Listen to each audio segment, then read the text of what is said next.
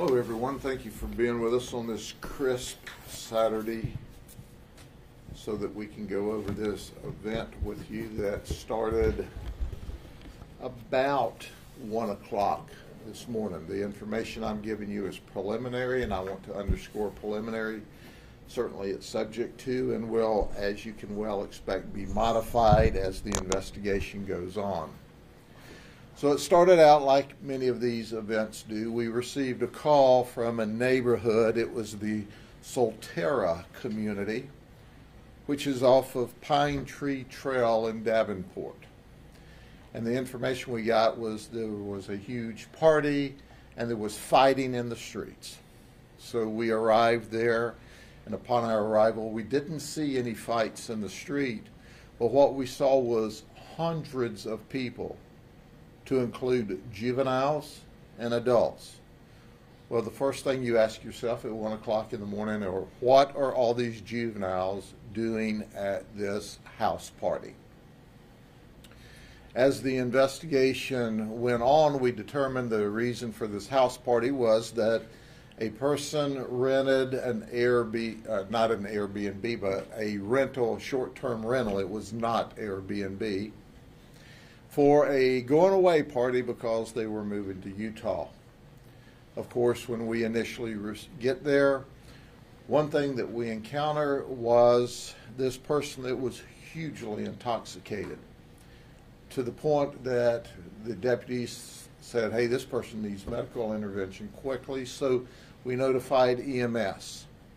Well, now we're trying to clear a path so we can get the ambulance here. There's cars parked all over every place, and during the process of trying to get a path cleared on the roadway where it should have been open for EMS, our lieutenant, who's on scene with his deputies, is approaching a Range Rover. It turns out it's a 2019 Range Rover, and the windows are completely dark, and he's trying to get them to roll down their windows so he can talk to them, and he's going to move them along. They won't roll down the windows. They won't communicate. They immediately resist him. And that just is unbelievable, and that's not how normal society acts. So he moves to the back of the vehicle and immediately notices the Range Rover has a temporary tag that expired in May of 22. So immediately he thinks, well, this is another stolen vehicle because it checked all the boxes.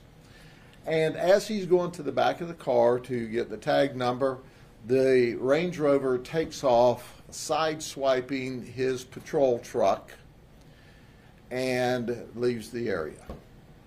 He does not pursue the vehicle. He's got a huge mess there. They're trying to get medical help. So he notifies that, hey, I've just got this Range Rover, the late model Range Rover, that has fled from me with an expired temporary tag. It has committed a hit and run with property damage. So deputies who are not at the scene begin looking for the vehicle in the area. Just off of Ronald Reagan Boulevard, they notice this vehicle matching the description, parked next to a 7-Eleven. As the deputy starts to approach the vehicle along with a backup deputy, the vehicle takes off, and we attempt to stop the vehicle. Well, of course, does the vehicle stop like normal people stop? No, it flees, it runs. And we initiate a vehicle pursuit. By now it's almost 2 o'clock in the morning. The traffic is sparse, and certainly we have a very restrictive pursuit policy, but we do allow pursuits if the time, place, and location permits such, and it did at this morning. So the pursuit goes to the Poinciana Parkway, where the vehicle exits and goes up the Poinciana Parkway and gets off on the Marigold exit in Poinciana area. At this time, we're in Osceola County. As the pursuit exits The deputy who is in the pursuit says, "I've lost the vehicle." He doesn't see it. He continues with his lights activated in the direction that he last saw the vehicle, and he drives upon a horrific vehicle crash. There's a four-way stop sign, and we know there's at least three other vehicles that have approached and are at the stop sign, and the investigation tells us that our suspect vehicle has now changed lanes to go around the stopped vehicles and T-bones in the intersection an innocent person who is simply trying to take his turn at the four-way stop. And that person is killed immediately. We notify the FHP to work the crash. The deputy now has driven up on the crash. He sees people fleeing from the motor vehicle, and he begins to pursue them, as do backup deputies. Here's three of our suspects. I'll start with Angel Rosello. Angel Rosello was in the vehicle. He fled. He hid from us. It took us quite a bit of time to find him. When we did, he would not surrender to deputies. He was hidden in the woods, and despite the warnings, he didn't. So he was apprehended by a canine and ended up with some puncture wounds from that. He is currently being treated at a hospital in Osceola County. Does he have a criminal history? Let me think. Oh yeah, he's got a criminal history. Trafficking in drugs. He's also has 6 felony and misdemeanor previous charges to go along with the charges he has now. He's from Kissimmee. The second one is Alaric McFarland. His nickname is Money. He's from Kissimmee. He has 11 previous felony charges and misdemeanor charges, not counting the ones that he's picking up today. Then there's Jarquez Page. He's known as Slim on the street. He's 23, and he's got 11 felony charges, felony and misdemeanor charges as well. So at the end of the day, the investigation's ongoing by the Highway Patrol. They will certainly talk about the crash investigation whenever it's appropriate for them. I'm going to talk about the event. I do have to brag on the Highway Patrol. As you already know, they're an incredibly professional law enforcement agency. The support that they have given us and the independent investigation of the crash is without a doubt remarkable. So they're investigating. We've got 3 suspects in custody. They're facing a litany of charges in Osceola County, and we're in the process of bringing charges in Polk County. What do you suspect that among the charges they're going to face in Polk County are? Well, what did we find? We're waiting for a search warrant into the vehicle, but what we can see through the vehicle is what appears to be an AR assault type rifle with a handgun stock. So let's recap here.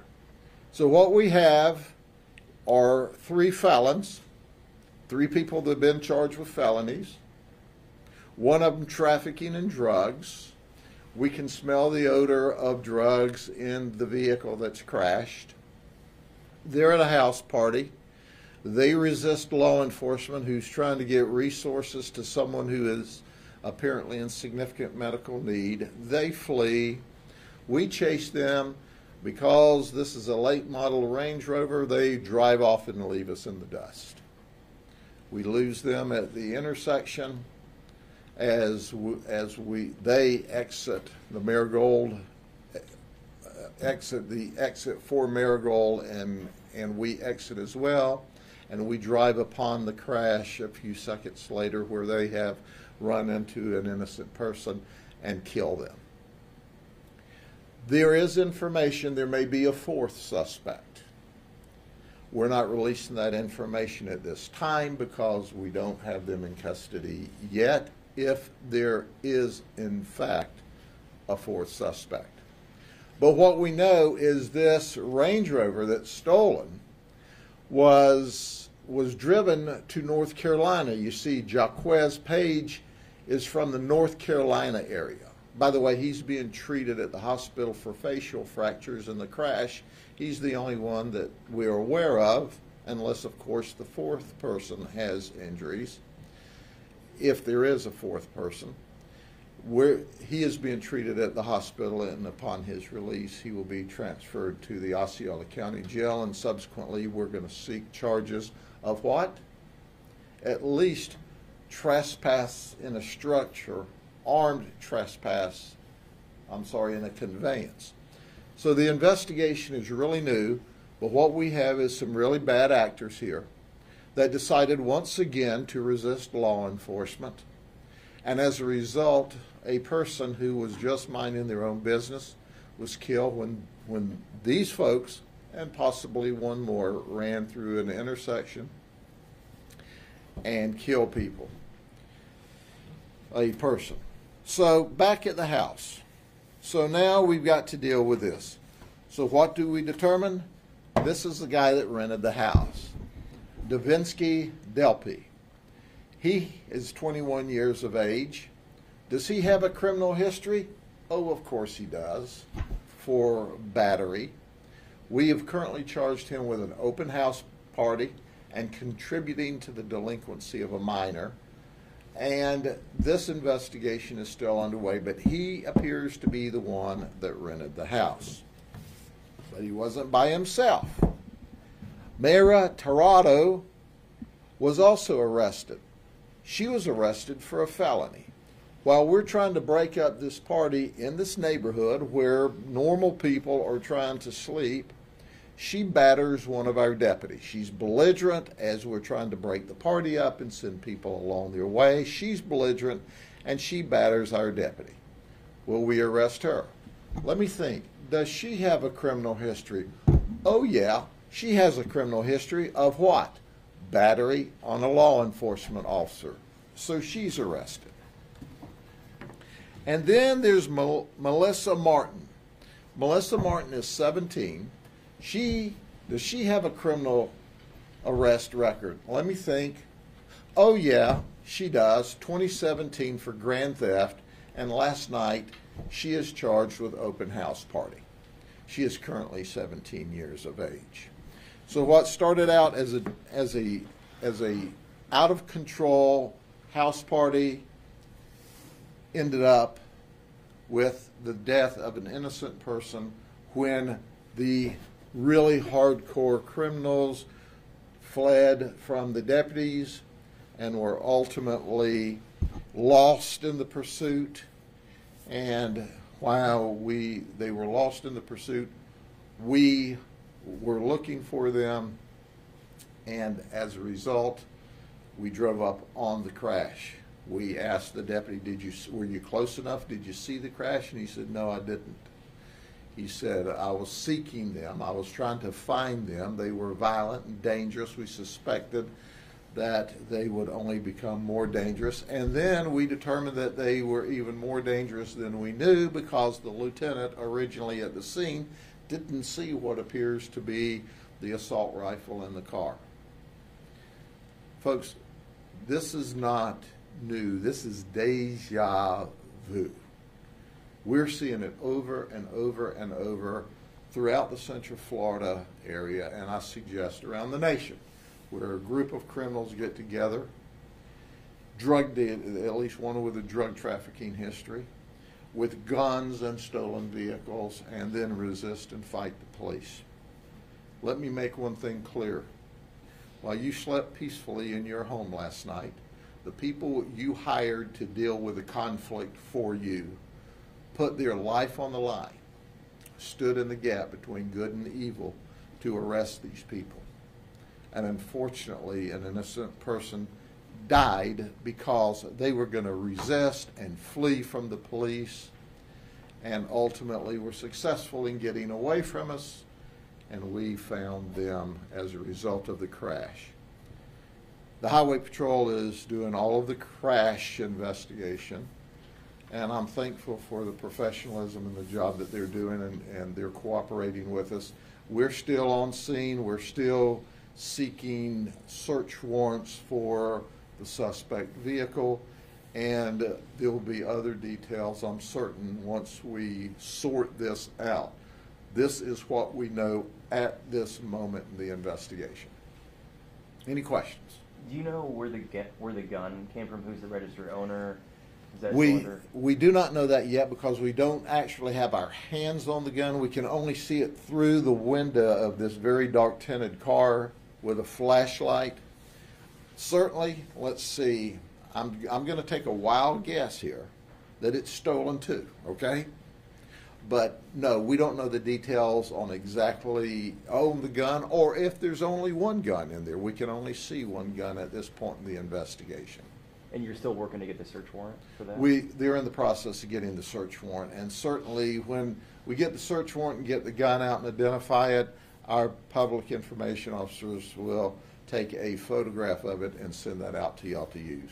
Can you say who was killed, man or woman, like age range? Or? You know, I can't because, you know, the Highway Patrol's doing that investigation, and it would be inappropriate, but certainly at this point in the investigation, from all of the initial information, this person had pulled up at the stop sign. It was their turn to go. There was at least 3 other cars stopped for the stop sign when this car just blew around them and T-boned this person, which makes me just exceptionally Vehicular angry. homicide going to be a part of this? I didn't hear that charge. Well, possibly. the Highway Patrol will bring the appropriate charges, and certainly what we have here is an intentional act. It's a radical, out of control, intentional act by a bunch of daggum people with criminal histories, and possibly one more I'll stick up here at some point in time. The 17-year-old, you said that she was charged with the open house party. So did she plan the party and host it with the Da Vinci guy? Yes, she did. Okay. And then have you guys talked to the actual owner of the rental, or did they know they were going to throw a party? No, we have not talked to the owner of the rental. We do know this, that it's not unusual for these home rentals to be used for house parties. Now, quite frankly, my understanding is, and this is just what I've heard, I don't have the empirical evidence, that if they determine it's for a house party, most professional rental companies don't rent it to you. So, but they don't always know. Now, if they put it in their database, they'll know not to rent to these people ever again. And that initial intoxicated person that they were trying to help, how are they doing? Are they okay, or? They must be okay because obviously I don't have my homicide team out there looking at that. They were transported to the hospital, and we'll release that information. We've been consumed with the massive investigation, so we've not doubled back around, but there's been no reports to us from the medical team that has not turned out well. But this person was to the point that our deputies thought that and we're seeking to get them emergency help, when of course, who do you have in the middle of it? People who don't care about life. And by the way, I understand the vehicle. Not only do we have people from North Carolina, but I understand the vehicle stolen out of Martin County. But we're still having to search all of that out as well. 33 felons among the 3 of the guys. And is there no longer the 3 strikes rule for licenses, or does that vary from state to state? Once again, you have to look to see what the felonies were, how old they were, and what the outcome of them. You know, as you well know, we arrest on probable cause. They prosecute beyond it to the exclusion of every reasonable doubt. And there is plea negotiation, so they might have pled down some of these cases. I don't know why they were out. I know one angel here that goes by the name of Locke, L-O-C, on the street, has one charge of trafficking in drugs. But at the end of the day, folks, it outrages me because this is behavior that's outside of the norms of society. They don't care. They don't care. And the only thing that's important for them is that they do what they want, when they want. They ignore everybody. They ignore law enforcement, and they resist us at every turn. And you have this young lady here who's 18 years old and has already gotten her second arrest for resisting law enforcement officers by battering them. So this gives you an idea of the type of people we're dealing with. It goes back to what your mama said when you were young. You know, nothing good happens after midnight. Here's another example of that. Okay? Thank you. For the record, it was Iowa that they were going to, not Idaho. Iowa? Okay, Not Iowa. Utah? Yeah, Oh. not Utah. Oh, okay. Iowa, not Idaho. Or- Okay. Okay. Not Utah, but they might have. I mean, they came from North Carolina. They stole the car in Martin County. They're here in Osceola. But the party planners were leaving for Iowa. That's the party. That was the going. Well, no, the party planners are the ones that the party was for. Right, and they were throwing the party because they were moving to Iowa. Gotcha. And we're going to send them with some criminal history when they go to Iowa. Okay? Thank you. Thank you very much. Have a good day.